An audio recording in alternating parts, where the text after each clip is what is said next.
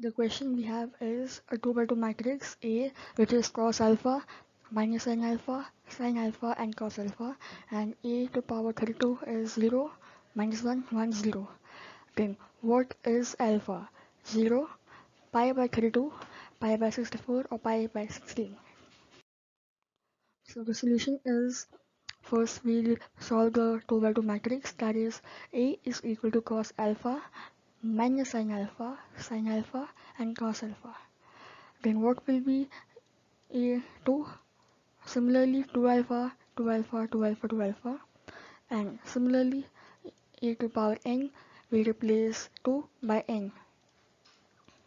So as we have cos 32 alpha is equal to 0, 0 can also be written as cos pi by 2.